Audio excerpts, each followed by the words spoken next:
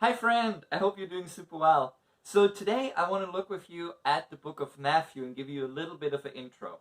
So the book of Matthew, when you look through it, it's obviously first book in the New Testament, the first of the Gospels. So it's very, I know why they put it in that order in the Bible, but it is. So when you look at the book, you're going to find out right away that it's written to a Jewish Christian crowd. Why do I say that? Because Matthew gives a lot of history at the beginning of the book of the family line of Jesus. Why is that important? Because in Jewish faith, everything is tracked back to where people came from. And then also very important is that there's promises about the future Messiah in the Torah where they talk about him. And that's also tracked through family lines. So it's very significant that Matthew starts off with the family line to explain people in the Jewish faith where Jesus came from. And that's kind of how the book starts. And then when you look through the book, you're going to find a lot of different stories, like in the other ones, of the gospel. But a lot of things talk in a language or talk in a way to a Jewish crowd.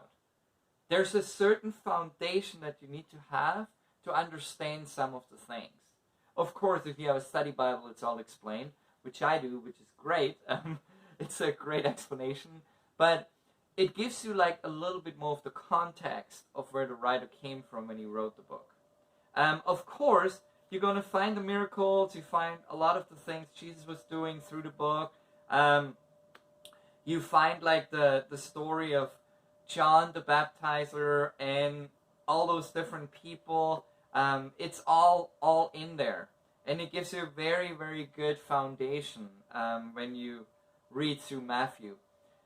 Of course, the four Gospels, they have very similar stories, right? They're very similar, but each one looked at it from a little bit different angle, right? So Matthew looked at it again from a little bit of a Jewish angle, Jewish Christian angle, and the other one's a little bit different. So that means you have a little bit of different perspective, which makes it actually really interesting to read through all of them because each one looks at it a little bit different, and then you get a better understanding of all of it, of the bigger picture. It's really, really amazing. So a few things that stuck out to me, there's a ton of stuff in Matthew, but one of the things that really stuck out to me was in chapter 14, verse 31, is how Jesus immediately saves Peter when he called out for him. He doesn't wait. There's no waiting. And that's really spoke to me of who God is. He wants to save us. He doesn't wait for forever. And Matthew made a point to really point that out. God is always there for us when we call. It's beautiful. Because that's also, when you look at the Jewish history, you're going to see that. When the people cried out for God, he came and he saved them.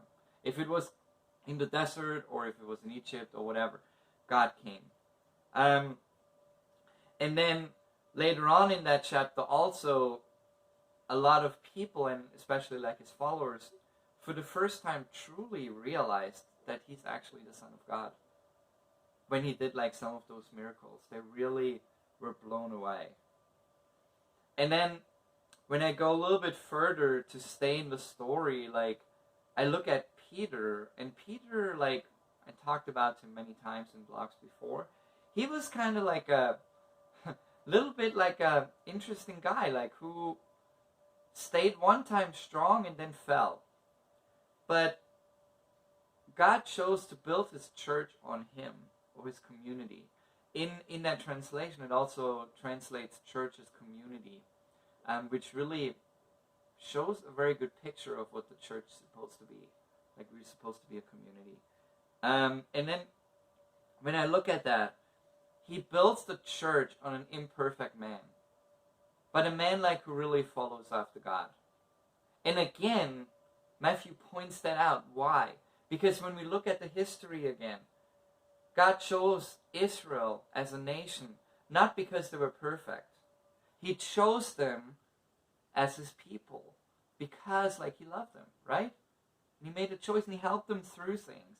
And I think like again we see like that Jewishness of that gospel come out. And then like another thing that really stuck out to me that was not so much because it was Jewish, but in chapter 20, 25 till 28, it's pointed out that true leaders are actually servants. They're not dictators or tyrants.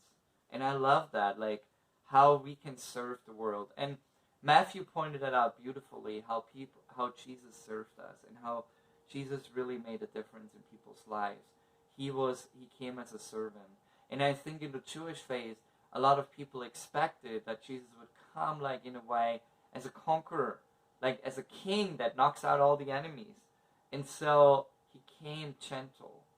Almost like the reminder when, I think it was Moses, like when he was up on the mountain and he wanted to see God and God said, you can't really see me because that would kill you pretty much. And God walked by and he was not in the storm and he was not in all those crazy things. He was in the soft wind, like that gentleness. And that's what Jesus showed. And again, like it's pointed out in that Jewish picture in Matthew, like that he wrote it towards. So it's really, really beautiful. And Matthew gives also a lot of instructions on like the connection between Jesus and, you know, the promises and all those things like that people understand is actually true. So I want to encourage you, read through the book of Matthew, be inspired through it, let God really speak to you about it, and yeah, it's amazing to learn. And then if you get an opportunity, try to read it out of the Jewish Messianic Bible, because there's a lot of explanation in there. Like I got that study Bible from a young man I mentor as a gift years ago, and it's been a huge blessing to me.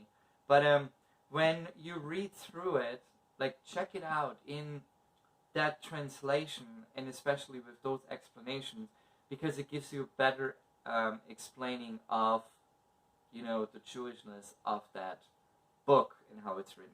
So yeah, spend some time reading it. The Bible is called the Complete Jewish Study Bible. So check it out. So God, I just want to pray blessings over every person. I want to pray for inspiration for each one of them, like to really be inspired by the book of Matthew, like to really look at it and like that it speaks deeply to their heart, like the promises you came for and how you came through with those.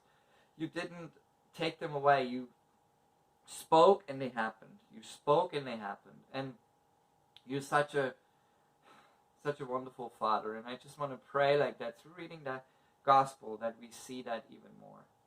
So I want to pray blessing over every person that's watching this. Give them encouragement and hope. In your name, Jesus. Amen. Have a blessed week and be inspired through Matthew. Bye.